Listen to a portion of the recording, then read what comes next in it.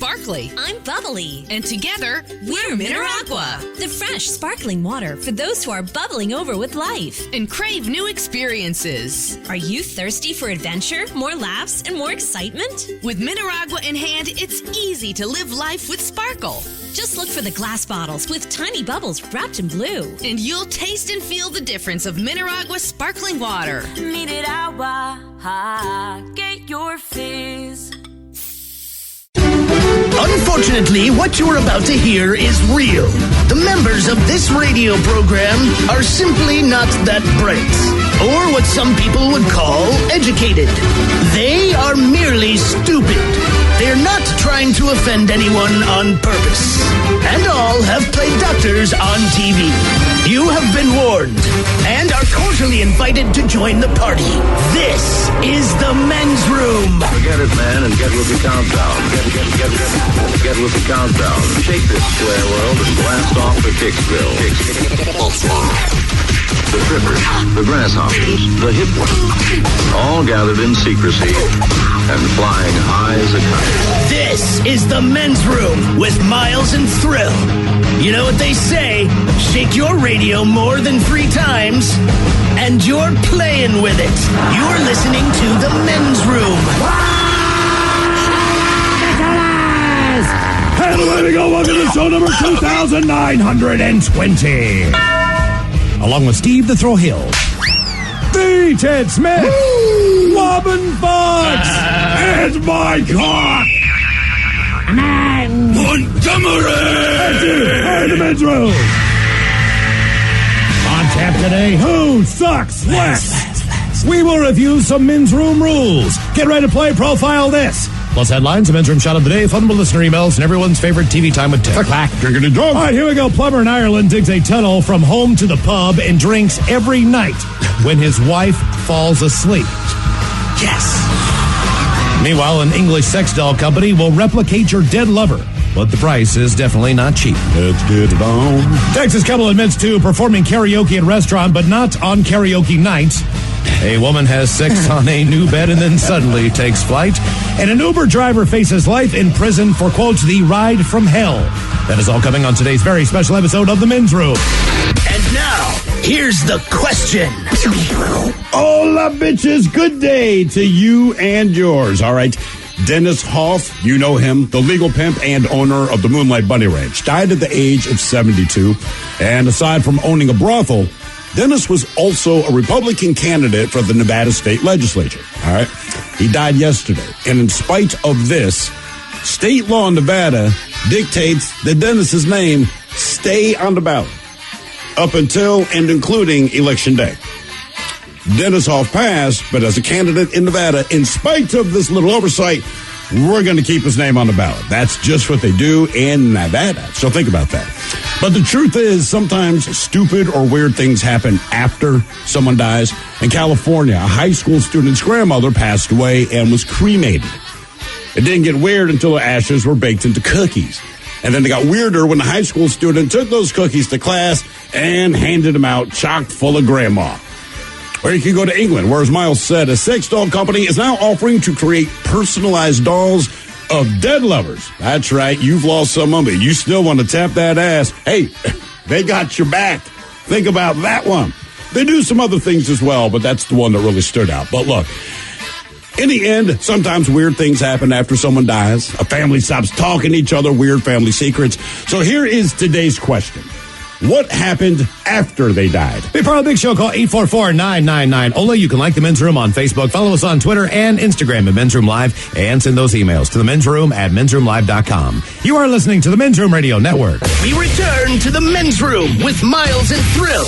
On the show's and away we go. Welcome to show number 2,920. What a large and charged program we have for you today. Guaranteed future repeat as we have the return of Who Sucks Less. Stephen Thrill Hill, you bring us 3 stories out of the news. It is very hard for you to find 3 stories that are somewhat disturbing in these happy times, but you dig deep. I dig deep, man. You find those 3 stories. I bet it does. I bet it takes hours and hours to come up with things where you go, what the hell's going on? You know, and then you find those 3, and then we determine which of these 3 stories suck the least. What are we in for this week on Who Sucks Less? Is it going to be a little heavy? Is it going to be light? What's it No, look, I'll be honest with you. believe it or not, in spite of how hard it is to find stories of people doing terrible things. I'm sure it is. During the course of the week, I'll set some aside, right? And so I got up this morning. I figured I would surf specifically for bad things. I do not recommend doing this. Just stick with the normal news. Okay. So I ended up making the decision in my mind to go kind of light. Even Mike Hawk said, fair, not so bad this week. We'll also review some interim rules. So bad. Every once in a while, we try to put some rules into law. And if you want to check out all the rules that you made throughout the years, just check out mensroomlive.com. There's a whole category there. Men's room rules are all broken down for you in different sections and everything else. All right. Our question today, what happened after they died? We have a number of stories here. All kinds of things happen that are crazy after someone passes away, depending on the circumstances of their life. People who are trying to get their hands in certain areas. There's all kinds. You mean money? Money, course, yeah, of course. And sometimes, right, exactly. Sometimes not. Including, the woman who was taking pictures of the dead people. And sending these, so she was the head of the mortuary sciences, but she would take pictures of the cadavers, and not just dead people. Sometimes it was pictures where the organs were removed. There was one in particular where corpses were covered in maggots. And she would send these to her friends. But understand, her friends did not solicit these. No. This is like the unsolicited D-pic, but it's corpses, and they ratted her out to cops. And speaking of D-pics, or just the D, boy. There was a case where four, How about just the pigs? No, just the D on this one. There were 4 nurses who I believe were fired because a gentleman passed away, and apparently he was doing real well for himself to the point where we're like, you got to come and see this. So when the guy died, when he was in the morgue, they were like, man, seriously, you got to come in here and take a look at this. Take a picture of this. This is the most unbelievable thing you ever said. I don't know what the guy had, but whatever he had. He had a monster package. He had a monster package, and they kept going in to look at it, and they got busted, and then they all got fired. I don't know if they took pictures. I don't know what the deal was, but, he's long gone. But this is what happened. Long gone. Long gone. Long gone silver. Yes. Away. Listen, I know it seems like a super disrespect, but on some level, if I had to write his obituary, I would add, and apparently, at a monster crank, we now call him Long Gone Silver. That's it. And when he passed away, 4 nurses lost their job just looking at that thing. Long Gone Silver. Hell, even yesterday on What You Don't Need to Know, in the legends, we had a guy who was the guy made out of shoes, who was a notorious criminal way back in the 1800s, but when he passed away, for some reason, the doctor who, he kind of wanted to take his brain to figure out what the hell was wrong with his brain, so if he could figure out by studying his brain why he was such a criminal and bad human being. But for some reason, his mind flipped a switch because the guy, I guess, had decent skin. Nice skin. So he decided to his decision. He decided to make a pair of shoes out of this guy. So remember that, ladies. The next time I rub and say, ooh, well, that's nice. You have soft arms. I'm picturing you on my feet. Okay, so let's move on here. What happened after they died? And in this one, you heard about the latest on the death of Nevada brothel owner and Republican political candidate Dennis Hoff. He was an owner and state assembly candidate, and he was found passed away on Tuesday. But he will remain on the ballot in the race for a state house seat in November's election. Nevada Deputy Secretary of State for Elections, Wayne Thurley, says ballots with Dennis Hoff's name have been printed and mailed to voters, but signs will be posted at polling places notifying voters that the candidate has passed on. Dennis previously starred in an HBO series about his business called Cat House. Thurley says that if Hoff wins the election for the heavily GOP Assembly District, then officials in the counties that the district covers will nominate another Republican to fill that vacancy. Hoff was running against Democratic Las Vegas educator Lisa Romanoff. How bad do you feel if I'm Lisa Romanoff, all right? Lisa Romanoff. Yeah, I'm just guessing. Mm-hmm. So if I'm Lisa Romanoff and I lose anyway, I mean, is that even worse to the ego? I would think so. As far as has this ever happened? Because there's a movie about it. There's an Eddie Murphy movie about it. The historical Eddie Murphy. Yeah. Well, I got to think it's probably happened before, and because the law sounds stupid, and you have to. I don't know this. I'm guessing it's one of those laws that's been overlooked. So back in the day, right, when newspapers were the thing, but I mean like delivered 3 days after the news happened kind of newspapers. Yeah. Candidate dies before you go to the polls. There's no way to disseminate the information to people in time, so you just put a note at the voting place, right? Says, hey, man, got bad news. I know you drove 40 miles to get here and you're donkey, but so-and-so is dead. Keep in mind, Dennis turned 72 on Sunday. He had a party, and then this was Tuesday morning that he was found. So a day and a half after he turned 72 years old. Ted, I know one point in time you went and celebrated his birthday. I went twice. How old? Do you remember how old he was at the birthday parties you went to? I'm assuming 67. Yeah, probably like mid-60s, like 65, 66, somewhere in there, right? Oh, no, you're probably right, because if he was 73. And same cast of characters. Ron Jeremy was at this birthday. When I was there, right, I met Ron Jeremy. I met the now deceased China, the wrestler. Flava Flav was there this year. Right? Was Joey Buttafuoco still there? I don't know about that. Sheriff Joe was there. The famous sheriff from Arizona. But he was found about an hour away from Las Vegas. Johnny Buss? At another party home. Johnny Buss? Who's Johnny Buss? It's like, from the Lakers. Yeah, he was there. Yeah. He absolutely was Jerry Buss. Like Jerry big Buss? money, yeah.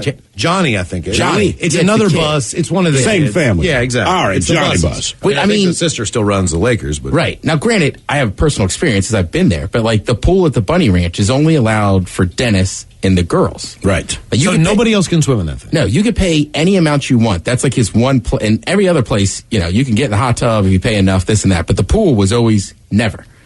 Except the Sunday after his birthday. Really? And he would have a pool party. And anybody could go. How was it? If you were invited, again, one of the most, I get away with a lot of stuff in my life. This is one of the more surreal things I've ever been around. I mean, there's just hot, naked women everywhere. And then there's people that have, like, married some of the girls, so the husbands are there, and it's almost to the point after a while, not that you become numb to it, but you're just like, this is just what I do on Sunday. There's just naked chicks walking around, drinking shots and like, he never drank or anything, but like, never did drugs. There was like, we're sitting out there having drinks and stuff. I mean, it was awesome. Yeah, that's crazy. That sounds. So he is still. I just want to say for the record, I know what the man did, this and that. From a personal level, he was always super nice and kind and took me to dinners. He was very nice. He was nice to our show. He was on the show probably 10 or 12 times. He was probably the most regular guest that we've had on the show as far as the number of times that he came on. Whenever he was doing something, he was a master at delivering the hype. He was a master at being entertaining when he was on the show. He always did it for a reason. It was normally for veterans, military members. Trying to get back absolutely. In any ways that he could, that he thought would be a good idea. So it seemed like when we had him on, what he was doing was always charitable. It was always, it was always... Even when we didn't have him on, what he was doing was charitable. All right? You make a donation, and instead of sending you a T-shirt, they send you a vagina. All right? And, there you go. But he put his money to this. So, by the way, as far as who was at his party, you said Sheriff Joe, right? From Arizona, basically made himself famous by being a grizzly old a-hole. So a comment says, what the F was Sheriff Joe doing there? He's a prude. He's Republican. Don't be fooled. Like, look, he'll enforce law. It's not illegal. It's not illegal. Yeah. It's a legal brothel. Yeah. And he was doing exactly what you think he was doing at the legal brothel. Sheriff Joe. Getting those saggy, And Sheriff Joe said he'd be there. Yeah. That was the other fun thing about that stuff. You definitely met people that were never there.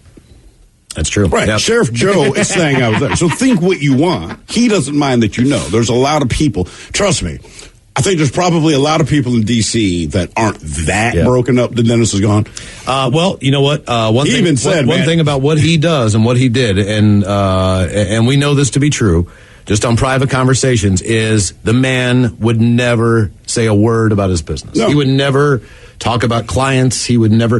He would say, "Hey, look, man, there's some very powerful people. I can walk into a room and people will give me a look like, oh God," because they know. He said he went to Congress to testify about something. I believe it was about the treatment of wild horses in Nevada. Neither here nor there, but it's just on Congress's agenda. And like anything, they're not paying super attention to what's coming up next. It's just the rigmarole they go through.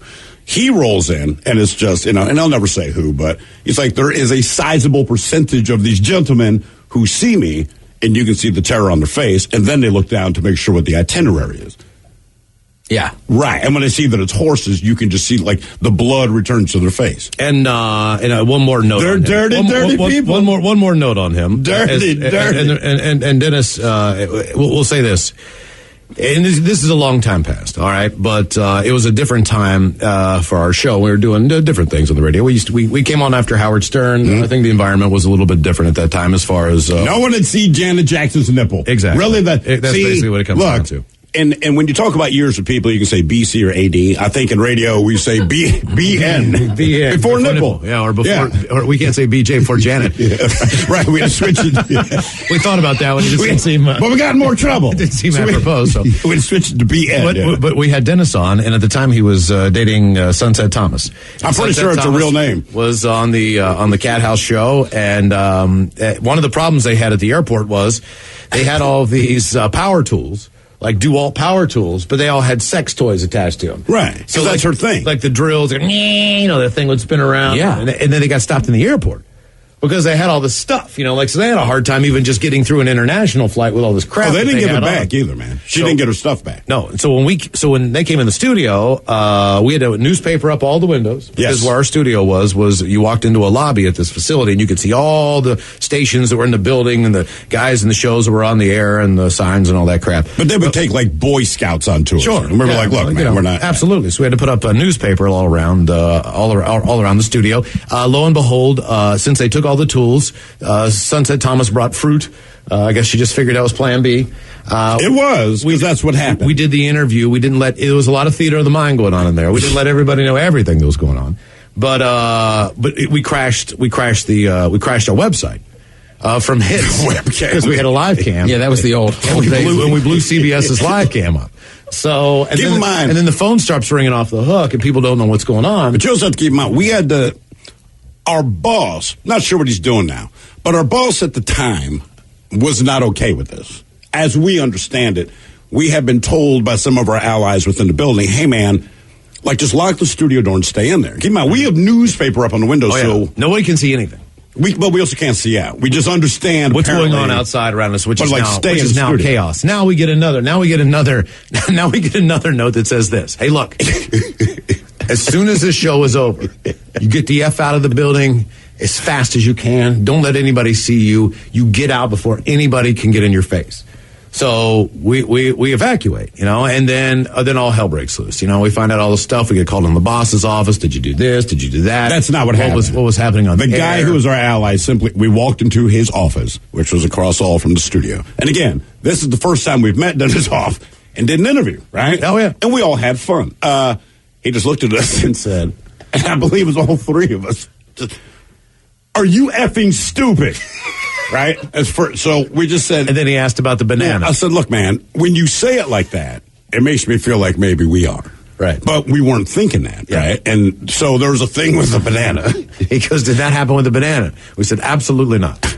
Absolutely not. It did not happen. No. So what you said was, yeah, honestly, look, we were a little green, so we said, well, yeah, man, absolutely. We did what you think we did, and it's worse than what you're probably picturing now. We said, yeah. We did that, and we said, how would you not? This opportunity comes up once in a lifetime, man. I mean, come on. Sorry, Eminem beat you to that punch. Like, bro, we took advantage of this. Like, when are we going to do this again? And that was the honest to God our defense, and I stand by that. So I've never done it again. This moment was happening, and I understand that you are angry. Brother, I'm in the studio, and this is going to sorry. So... And then I gotta say, you gotta remember the other funny thing too is actually I wasn't in there because the producer at the time was like, "You can't hang out today," like blah blah blah. And I was what? Like, all right. So there was nobody else to answer the phones too. So while the bosses are pissed, they keep ringing the hotline, but there's nobody there to answer. No. So at any point, we weren't picking up the phone. The door's locked, nobody's answering. They can't do anything about it. They couldn't get in. They're just listening. So then I didn't think it. Honestly, honest to God, neither of us thought it was that bad. But we kept getting these notes, so we just knew that maybe other people thought that it was bad. But that, honest to God, seemed like, well, that's their problem. Sure. It turns out that wasn't entirely true. So we hear it later after we go and we hide out. And again, this is the first time we've ever met Dennis Hoff. That's right. And so we have an unbelievable experience. That ended up later on, like Dennis took us to, he and Larry Flynn took us to their club when they opened up their brand new club. The Hustler Club? Yeah, man. Give me a beer. What? I think Larry wants you to go get him a beer. All right. He called one of us and he said, "Look, man, you're going to have to come in here tomorrow. We're going to have a meeting." Immediately. As soon as you get in here. I need to get in here early, whatever the deal was. So we're like, oh, Christ. That's a bad feeling. Oh, because we were like, dude, we're going to. Oh, like Steve didn't even have a phone. I don't think. But no, man. He just called like through a soup can. You just hear him screaming across the city. You'll be in here at 10 a.m. It was from the Dunkin' Donuts payphone. Right. It's around the corner. So we get in there. But wait, just real quick, I will say this. We thought for sure we were going to get fired. That was the idea. And you know what? If I'm going to get fired from a job, kiss my ass. That would have been the way to go. So we kind of would stand by that because I got to do the thing with the banana that you asked me about. So we psych ourselves up. We get all jacked up. We're like, you know what? We're going to go in there and fight for this and whatever. And then get fired. And whatever happens. And if we get fired, we're going to go drinking. You know what I mean? Hell with it. We'll be in a bar by noon. The hell with them. You know, blah, blah, blah, blah, blah, blah, blah. Because that's what you say when you get drunk. So we walk into the studio. We walk into the first door, the glass doors into the lobby. And all the other 3 radio stations had newspapered their windows on their studios in solidarity for us. As an FU to the big boss. So when the bosses walked in that morning, all the other stations said, you know what? If you're going to fire these guys, we're going to newspaper up our studios. And I think that had a lot to do with us keeping our jobs. It did. Our boss walked down. The boss who wanted to fire us literally walked down on bit of a smirk. And he said, I came in this morning. And he's like, look at this. Because we had no idea, right? We had no freaking idea. So he just said, this is why you were keeping your job. Yep. I was like, I thought it's because we did a great show. No. Because we crushed it yesterday. It was unbelievable. You son of a bitch. We broke the website. It's still not even up yet. No, but they had her back, man, and that was a great moment. That was one. And it was a big old middle finger to that son of a whore. And that was the first time we met Dennis Hoff. So he will still remain on the first time. Remain on the ballot in Nevada. Yeah. Yes, he is still running, and since the ballots were already mailed out, he's going to remain on the ballot for the State House seat in the November election. And thanks for letting us tell that story there about Dennis Hoff. Our question, what happened after they died? 844-999. Ola will take your calls. Coming up next, you are listening to the Men's Room Radio Network. Hola, bitches. You're listening to the Men's Room. A family is shocked and upset after their son came home and told them about a bizarre incident in high school. He said another student brought cookies to school baked with her grandmother's ashes and was passing them around. The girl is going around telling everyone, basically at this point, that she had brought in these cookies to school with human ashes in them. Did you buy Girl Scout cookies from her? Probably not. What are they made from? He says the tainted cookies were made by a student 2 weeks ago, given to others. The boy's family, who ate one of the cookies, agreed to speak to Fox 40 on the condition that their identities be hidden for fear of repercussion. It blew my mind. I mean, I don't know why, like, oh my God, who's going to come after you? The Ash and the Cookie supporters? It blew my mind. I was really repulsed, and I was upset that I wasn't even notified, according to the boy's mother. The student's mother says school administrators questioned her son, fearing he may have eaten one of the cookies. Her son says that after being questioned, he was asked to submit a statement about what happened and sign it. I understand the heinousness in what happened here. Wait, did she tell people, hey man, these are cookies, but my grandmother's ashes are in them? Yes, she put ashes in the cookies. But they knew this. Did they know when they were eating the cookie the ashes were in? Because the way they write the story, I don't think initially. I think they were found out afterwards. But on the condition of and that's a horrible thing to do. But and I'm not trying to, I'm just saying. Why? They act like is there nothing of any health problem could happen from that, right? No. I mean, it's carbon at this point. Look, right? man, it's just more. Hey, look, it's not that you're in danger. It's just we understand psychologically why this might bother you. Because I understand. It might not even taste different, but if you said, listen, there's 2 chocolate chip cookies, that one with the Hershey Kiss in the middle has the ashes of a dead relative. I wouldn't eat it. No. Even it might taste fine. Nothing wrong with it. I'm just not going to eat it. Right. Because I know there's a dead person in it. Mm-hmm. Why would you do that? Why would you think your grandmother would want you to do that? Or is it one of these weird things where no one knows but grandma in some Stephen King way with her bony fingers, like the last thing she was like, feed me to something. Well, it's better than your kids getting excited thinking it's a hidden Christmas present. All right, that was a little different. All right, so the dog had died, all right, and it sucked, and she died in like mid-November, right before the start of the holidays. So it is now holiday season. And the kids, as they are wont to do, are snooping around the house, knowing, in spite of the belief in Santa Claus, somehow they still believe that Santa might keep some of the gifts around the house. Oh, why not? Because it's easier for transport. Right. Well, parents get gifts, too. Do we?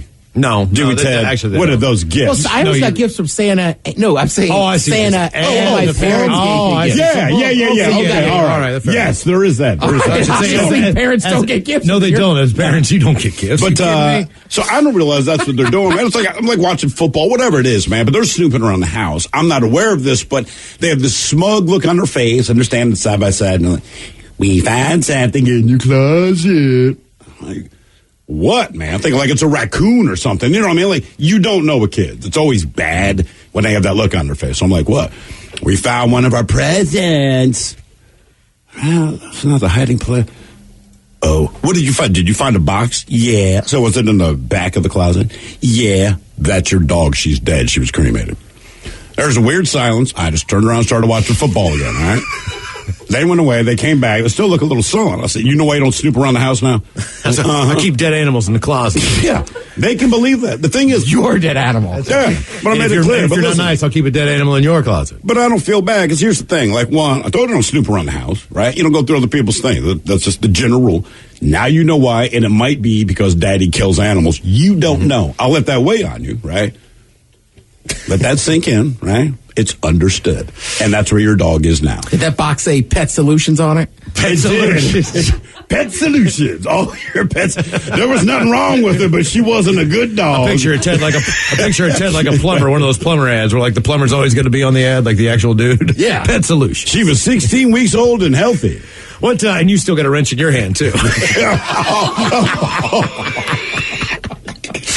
What happened after they died? 844-999-OLA. Oh, that's so bad. Pet Solution. With a wrench. Big old monkey wrench. That's just not Like one of those one the fireman had that opens up the fire hydrant. Oh, man. Yeah. That looks scary, or am I just smiling? No, just smile like the average guy. What if he does walks? I'm just saying. Like, what are his solutions? What is he doing? You know, I'll go huge smile. Just Oh, massive, yeah. like insane. Just like, a hey, problem at home? Call Pet Solutions. I promise I'll only bring this one wrench. That's all you need. Right? And the kids will figure it And a out. tarp. What happened Let after me lay this down on the floor. I'll be right back, kids. I put the trees in the tarp. Right. Take it to the phone. What happened after they died? It's never as smooth as calling the wolf. 844-999-OLA. Hold the line there for a second. We'll take a quick break for station identification and get to your calls right after these.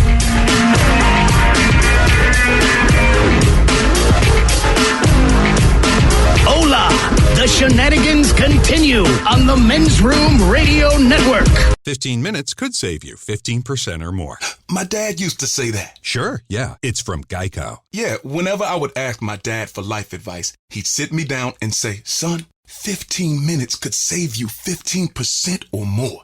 And look at me now, a well-adjusted adult with a drawer full of plastic bags I'll never use. Okay, I'm confused. Was your dad a licensed Geico agent? Nah, he was just a real good dad. Geico. 15 minutes could save you 15% or more.